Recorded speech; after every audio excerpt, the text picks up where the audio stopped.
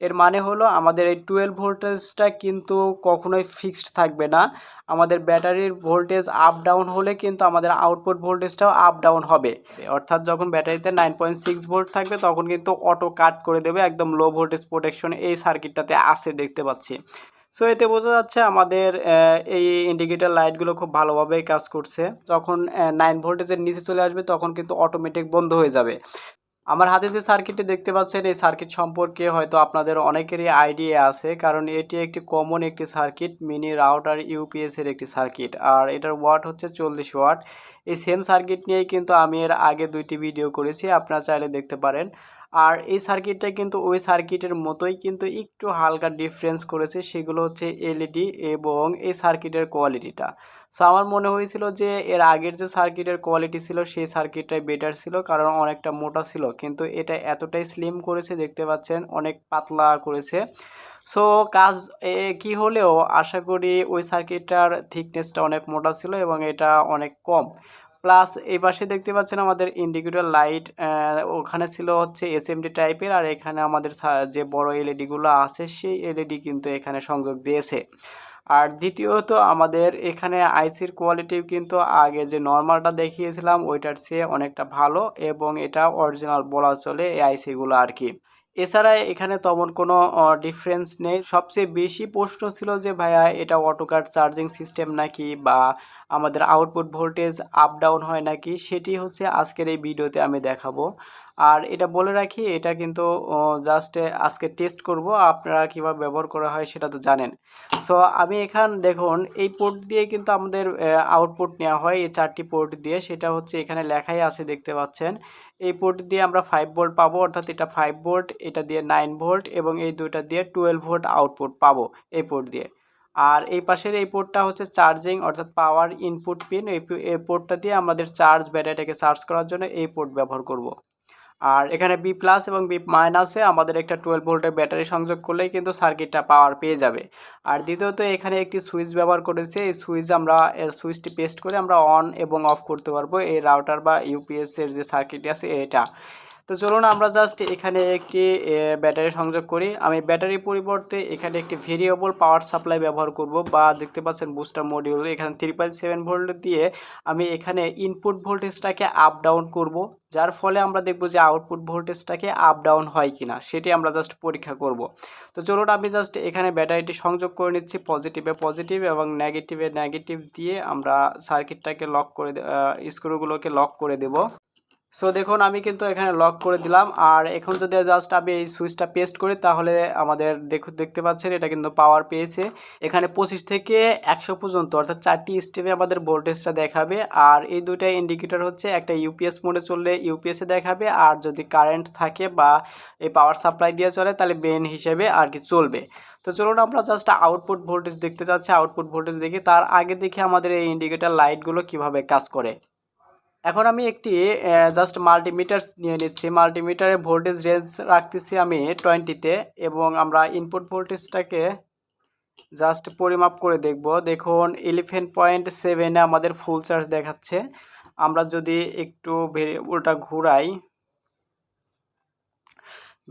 ঘোরালে ভোল্টেজটা বেড়ে যাচ্ছে, এবং আমরা এদিকে যদি ঘোরাই তাহলে দেখুন আমাদের 11.38-এ আমাদের 100% থেকে 75%-এ নেমে আসছে।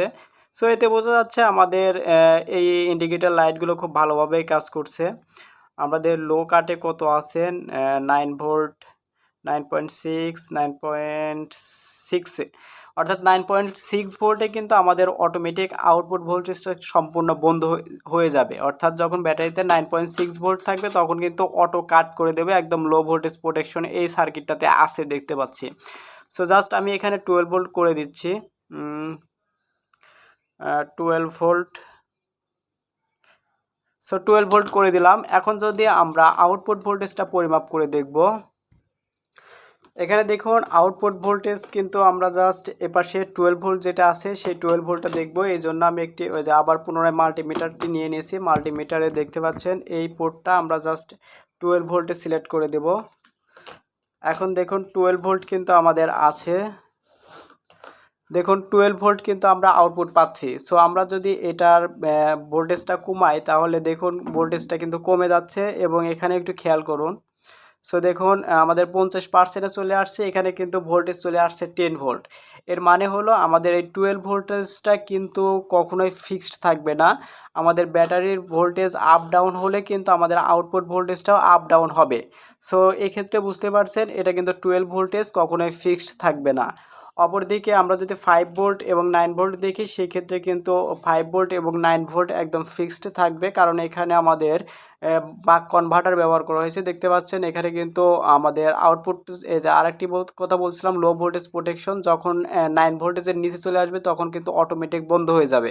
সো আমরা ভোল্টেজটা বাড়াই, দেখুন ভোল্টেজটা বেড়ে যাচ্ছে 100-এও কিন্তু আমাদের জাস্ট 4.94 ভোল্টে আছে। আমরা যদি 9 ভোল্টের পোর্টটাতে লাগাই তাহলে দেখতে পাবো সো 9 ভোল্ট আছে। এই ক্ষেত্রে কিন্তু আমরা দেখুন আমি ভোল্টেজটা কমাই নিচ্ছি, ভোল্টেজ কমে যাচ্ছে। 9 ভোল্ট কিন্তু ফিক্সড, এবং যখন একদম চার্জ শেষ হয়ে যাবে অর্থাৎ আমাদের ব্যাটারি 9 ভোল্টের নিচে বা 9.6 ভোল্টের নিচে চলে যাবে তখন অটোমেটিক সম্পূর্ণ আউটপুটটাই কিন্তু বন্ধ হয়ে যাবে। সো এটা কিন্তু লো ভোল্টেজ প্রোটেকশন সিস্টেমটা দেওয়া আছে।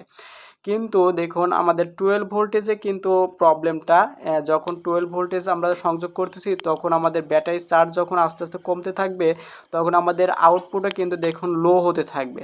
সো এই মতো অবস্থায় আমি টেস্ট করে দেখেছি রাউটারের ভোল্টেজ যখন 10 ভোল্টেজের নিচে চলে যায় বা 10.3 ভোল্টেজের নিচে চলে যায় তখন অটোমেটিক রাউটারটা পাওয়ার ছেড়ে দেয়। সো এই ক্ষেত্রে যদি এখানে রাউটার বা অনু যে কোনো একটা 12 ভোল্টেজের সরাসরি সংযোগ দেওয়া থাকে আর এখানে যদি 3S ব্যাটারি বা আমরা 3 সেল যে ব্যাটারিগুলো ইউজ করি সেই ব্যাটারি সংযোগ করি এবং বিএমএসও যদি সংযোগ করি সাথে, তাহলে আমাদের 3S বিএমএস সর্বনিম্ন 9 ভোল্টে কাট করতে পারে আর এখানে 9.6 ভোল্টে কাট করে। সো সেটা মেটার না, যতক্ষণ 9 ভোল্টেজ আমাদের ব্যাটারিতে থাকবে ততক্ষণ আমাদের আউটপুট দিতে থাকবে সার্কিটটি। কিন্তু এখানে তখন লো ভোল্টেজে ব্যাটারি যাচ্ছে 9 ভোল্ট এবং এই 12 ভোল্টের জায়গায়ও কিন্তু 9 ভোল্ট আমাদের চলে আসবে। সো সেই ক্ষেত্রে আমাদের রাউটার রিস্টার্ট নিতেই পারে, এটাই স্বাভাবিক। সো যার কারণে আমাদের এই সার্কিটটা কিন্তু ডিজাইনের আরও একটু পরিবর্তন করতে হবে ওনাদের। সো এই সার্কিটটা কিন্তু প্রপারলি রাউটার এবং অনুটাকে সচল ভালোভাবে রাখতে পারবে না, আপনারা যেটা দেখতে পাচ্ছেন। সো যদি এই 12 ভোল্টেজটাও যদি ফিক্সড থাকতো তাহলে কিন্তু প্রপারলি এই সার্কিটটা আরও অনেক সুন্দর হতো, যদিও এই সার্কিটটা মোটামুটি অনেক ভালোই চলছে।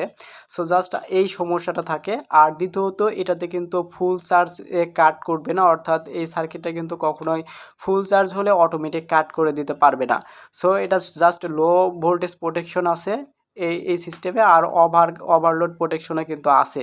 কিন্তু বুঝতে পারলেন এটাতে কিন্তু এই 12 ভোল্টেজটা কিন্তু ফিক্স থাকবে না।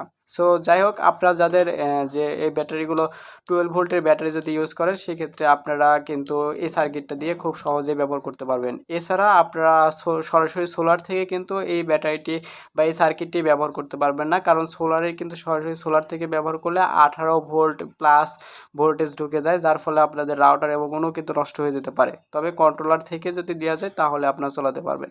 সো যাই হোক, ভিডিওটি আর বড় করতে যাচ্ছে না, ভিডিওটি অলরেডি বড় হয়ে গেছে। সবাই ভালো থাকবেন, সুস্থ থাকবেন, আর অবশ্যই আমার এই ছোট্ট চ্যানেলটাকে সাবস্ক্রাইব করে আমার পাশেই থাকবেন।